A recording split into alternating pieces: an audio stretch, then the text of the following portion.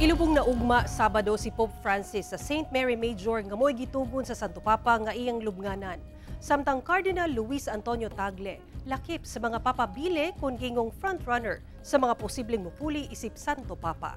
Ani report ni Argil Relator. Giampuan o gibasbasan ni Cardinal Kevin Farrell ang Camerlengo o nagapadagan karon sa Vatican ang patayng lawas ni Pope Francis. Gikan sa Casa San Marta, ang Pinoy-ana ni Pope Francis, gibalhin kini padulong sa St. Peter's Basilica.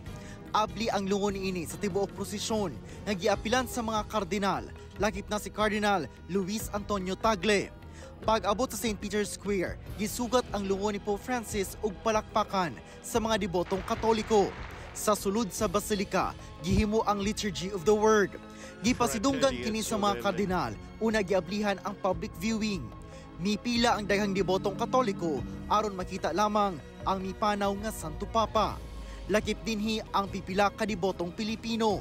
Was lucky enough to have been for the first Mass of the Pope for the health workers. Nandito naman noon, and then Palm Sunday, and then Easter Sunday, and then his last Mass nga, and then now for this one, sadly. Ugma adlawng Sabado na ang lubong sa Santo Papa. Gikan sa St. Peter's Basilica, dalhon kini sa Basilica of St. Mary Major nga mo'y iyang gitugutan nga iyang lubnganan.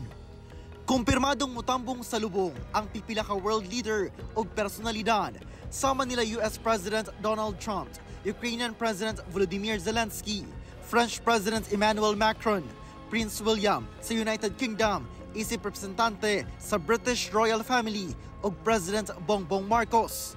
Samtang sa pagpanaw ni Pope Francis, lakip sa unang paghahimuon sa Vatican ang pagpili sa bag-ong Santo Papa. Gitawag kini nga papabili ang mga paring frontrunner nga posibleng mupuli isip Santo Papa.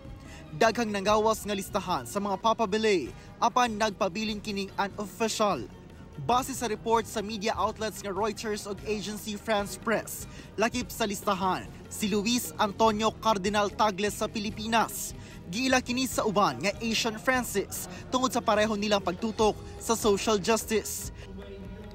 Niadtong 2019, gitudlo sa Santo Papa si Tagle, isip pro-prefect sa departamento sa Vatican nga nakasentro sa pag-evangelize sa mga tao.